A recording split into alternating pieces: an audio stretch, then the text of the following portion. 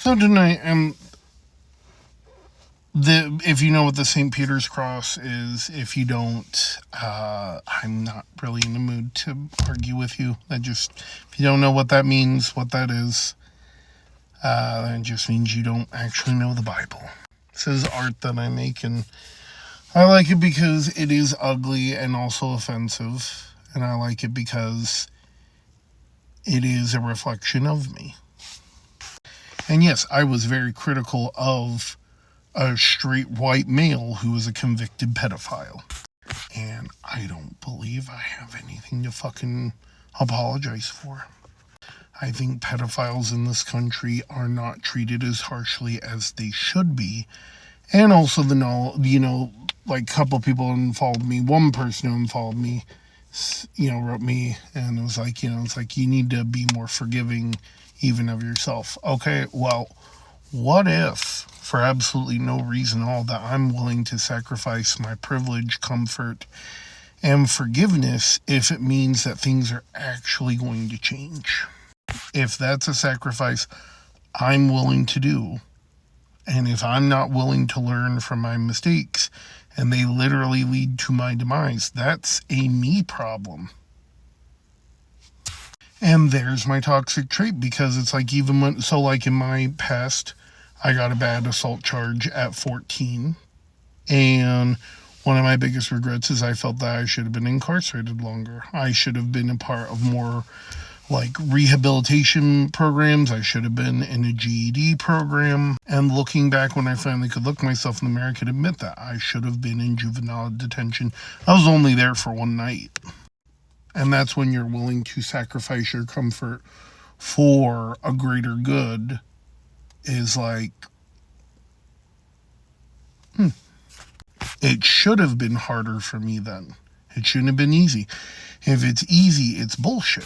And there's my toxic trait. If it's not difficult, I don't think it's worth it. And then if it's too difficult, then I just flame out and don't care. That's a lie. That one's a lie. No, I will go at something.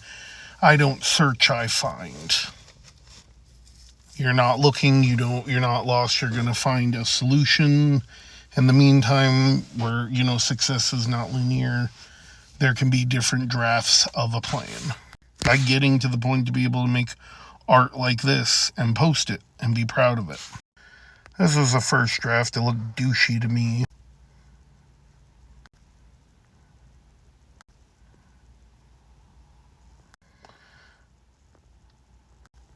So it's nice to see an evolution within myself. I wonder which way I'm going to evolve next, and it's going to require me to still be aware and in the moment. And that's where sometimes I will pray, may I be in alignment with the sun, moon, and stars, past, present, and future, in all dimensions, because my greatest fear, and this is a big thing from my teen years, was the fear that something I did that negatively brought something amongst the world, that my negative intentions caused a ripple effect. And yes, it is my job to cause a opposite effect. And that's the thing about, like people are like, oh, well, forgive yourself. You don't want to challenge yourself. You don't want to be a better person, fine, then you are not going to inhibit my ability to try. And I'm not doing it for brownie points. I'm doing it because I am sick of a lot of you Christian trash. It is embarrassing saying that I have any kind of Christian values with you fucking clowns out there. The MAGA evangelicals. Oh, he's the next coming of Christ. You need to really cut back on whatever it is. Is it crack? Is it heroin? Is it meth? That's where growing up it was hard feeling like I could have a healthy relationship with God, because it's like, if I have to be in the same leagues as some of you fuckers that will just run up in a parking lot and start screaming to somebody about Jesus' sacrifice, I'm good. In fact, that was my problem spiritually for many years, is that that's why I didn't want to be be a Christian. And I tried out a lot of different things. I even tried out occultism. I tried blood sacrificing. I tried cutting. I tried literally whipping myself with an electrical cord. And it's like, why do you hate yourself? I don't hate myself. There's something I've said. When I was 14, you know, the person that I had the assault charge against, I said I beat the devil out of him. And I do firmly believe that. Another toxic trait. I think a lot of people who are ill-behaved, I think it's the, you know, a devil in you. And I can admit, even when I was younger, there was a devil in me, and I beat it out of myself. The same way I beat it out of somebody else. Because growing up as a young Christian, it was like the devil, it's like the devil. And then somebody bringing up the idea is like, oh, well, it's the devil in them. It's like, oh, cool. Like, what would you do if you encountered the devil toe-to-toe? Like, the literal devil. This person is going to kill you. You're not... Oh, yes, memories of New Mexico. You're shit out of luck. You don't know where your keys are. You are now toe-to-toe with a psychopath who's going to kill you. And there's a sudden little twinge of hope that pops into your head, like, from when you were little. See, like, when I was little, I was really terrorized by Chucky. And the idea that, oh my God, he's also, you know, he's a Satan-worshipping doll. That's what I understood. And where some kids, yeah, I was scared at first, and then I would have, like, night terrors where I literally was pulling kitchen knives out of the drawer, and I thought he was in the house, and I was going to kill that doll. Just running at shadows with a knife in my hand, like, all the lights are on in the house. A little twinge of hope in your heart, like, wow, if I met the devil, I would use every ounce of my strength to make you feel as much pain as possible. I would keep you alive. Toxic trait. I wouldn't want to kill them.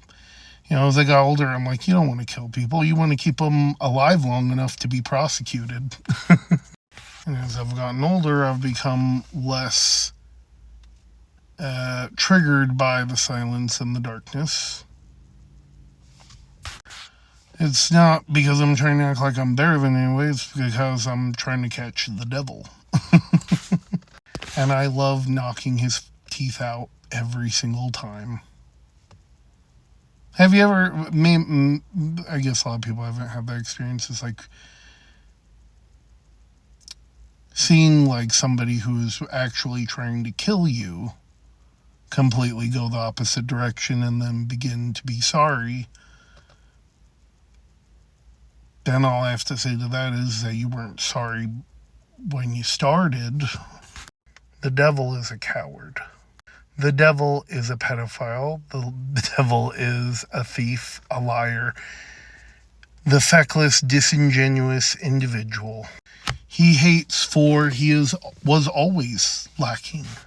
And the ultimate tragedy for the devil is that the devil never knew what true joy is. What true, unadulterated selflessness looks like.